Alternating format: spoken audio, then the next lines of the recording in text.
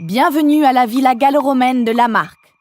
Pour ce parcours, il ne tient qu'à vous de mouvoir délicatement votre index sur l'écran tactile pour actionner chacun des 8 points illustrés par quelques images lors du signal sonore suivant.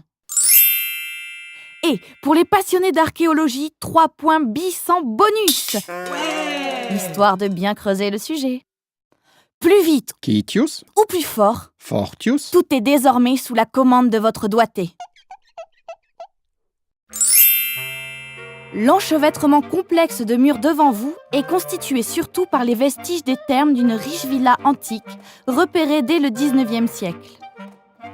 Une villa, c'est un domaine rural Fundus, dont le centre névralgique comprend la demeure du maître Pars urbana, et des bâtiments d'exploitation. Pars rustica. Révélé par une différence de couleur des céréales poussant sur les murs, son plan s'étend sur plus de 15 000 mètres carrés. Lamarque est l'une des plus riches villas du sud-ouest de la Gaule.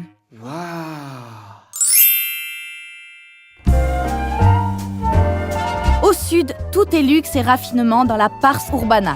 Pièces d'habitation et de réception s'organisent autour d'une cour-jardin, tandis que la partie thermale se déploie au sud-ouest.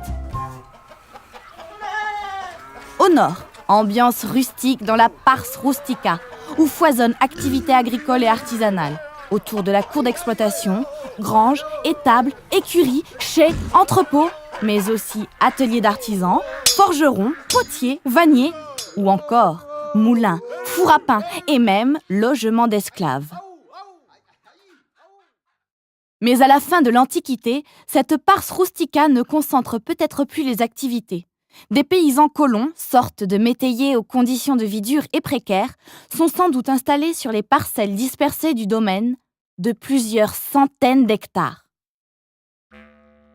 Au cœur de la province romaine d'Aquitaine, la villa de Lamarque est implantée dans la fertile vallée de la Garonne, voie commerciale importante, au débouché de la petite vallée de la Séoune et à proximité des ressources du ruisseau Lotteronne et du coteau du Pech de Mozac à l'est.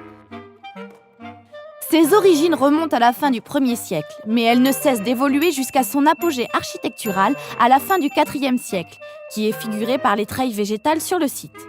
Elle dispose alors de thermes monumentaux, témoins de la prospérité du domaine et de la richesse de son propriétaire, sans doute un notable de la cité toute proche d'Aginum, Agen. Cette élite aristocratique provinciale vit dans l'opulence et l'attachement à la culture antique. Et pourtant, au siècle suivant, les migrations barbares feront disparaître l'Empire romain.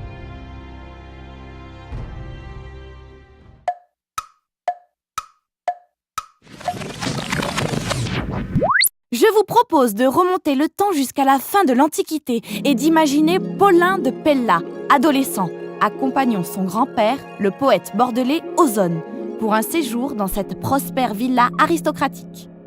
Nous allons nous immiscer dans le quotidien de la demeure et plonger dans une pratique très intime, le bain à la romaine. Allez à Iacta Est, rejoignez le jeune Paulin dans la demeure au point Secundus.